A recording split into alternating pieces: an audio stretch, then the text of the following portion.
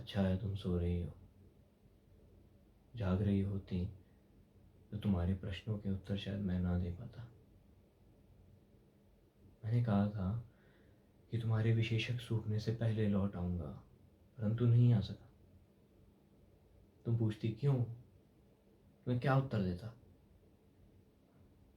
क्या कहता कि तथागत के पास से उठाने के बाद क्यों मेरे मन में कल के मरे हुए मृग को देखने की कामना इतनी प्रबल हो आई कि किसी भी तरह अपने को वहां जाने से रोक नहीं सका। कैसे बताता कि मृग के स्थान पर एक नोच खाई टटरी को देखकर मुझे कैसा लगा, और कि फिर अचानक उस घुरघुराकर सामने से आते हुए व्याघ्र से मैं क्यों उलझ पड़ा। जानता था कि ये प्रवृत्ति आत्मविनाश की है, परंतु उस प्रवृत्ति को मैं रोक क्यों नहीं सका? क्यों मैंने आत्मविनाश को निमंत्रित किया और फिर स्वयं ही आत्मरक्षा के लिए उस तरह लड़ गया? शत विक्षत हम दोनों हुए। पलायन भी एक तरह से दोनों ने ही किया। क्यों? आत्मविनाश और आत्मरक्षा, इन दोनों प्रवृत्तियों के बीच एक साथ मैं कैसे जिया और क्यों? और उस तरह जीकर मुझे क्या सुख मिला? और क्या ये सुख की ही खोज थी जिसने मुझे उस तरह जीने पर विवश किया, या ये केवल मन का विद्रोह था, बिना विश्वास एक विश्वास का अपने ऊपर लादे जाने के लिए?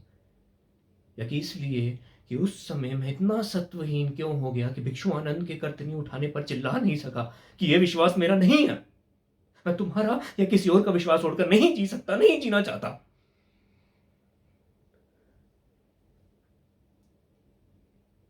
इतना समझ में आता है कि जिए जाने से धीरे धीरे जीवन चुक जाता है, कि हर उन्मेष का परिणाम एक निमेष होता है, और काल के विस्तार में उन्मेष और निमेष दोनों अस्थायी हैं, सत्य सत्य नहीं है। केवल काई पर फिसलते हुए पांव का स्पंदन मात्र है, मात्र रेत में बूंद के डूबती हुई अकुलाहट। परंतु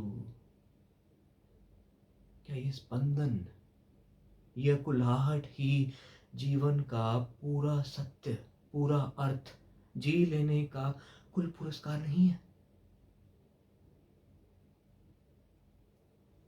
आकाश में लटकते हुए नीले काले बिंदु, कोरे सिद्धांतों के, वे अधिक स्थायी, अधिक सत्य कैसे हैं?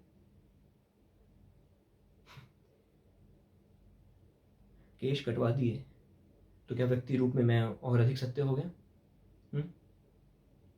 जिह्वा कटवा देते, हाथ पांव कटवा देते तो क्या और अधिक सत्य हो जाता?